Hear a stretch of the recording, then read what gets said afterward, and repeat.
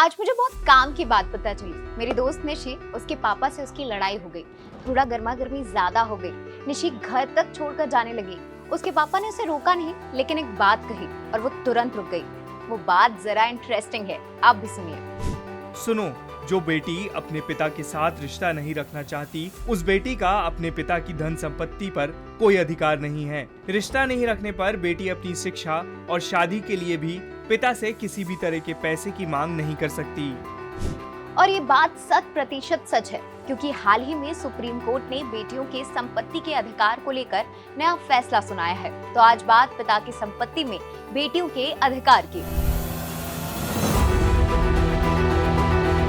दरअसल मौजूदा मामले में पिता ने अपने वैवाहिक अधिकारों को लेकर सुप्रीम कोर्ट में अपने तलाक की गुहार लगाई। सुप्रीम कोर्ट के मध्यस्थता केंद्र में पति पत्नी और पिता पुत्री के रिश्तों में सुलह की कोशिश की गई, लेकिन बात नहीं बनी, जिसके बाद जस्टिस MM सुंदरेश और जस्टिस संजय किशन कौल की बेंच ने फैसले में कहा कि बेटी 20 साल की है और अपना फैसला लेने के लिए स्वतंत्र है। अगर वो पिता के साथ रिश्ता नहीं रखना चाहती, तो वो अपने पिता के किसी भी पैसे की हकदार नहीं है। शिक्षा और शादी के लिए भी पैसे की मांग नहीं कर सकती। तो चलिए मामले को और गहराई से समझने के लिए कुछ सवालों के जवाब जानते हैं।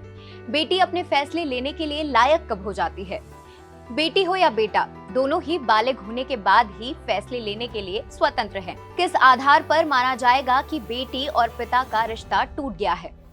कोर्ट में पिता और बेटी दोनों की तरफ से रिश्ता टूटने का स्टेटमेंट रिकॉर्ड होना जरूरी है।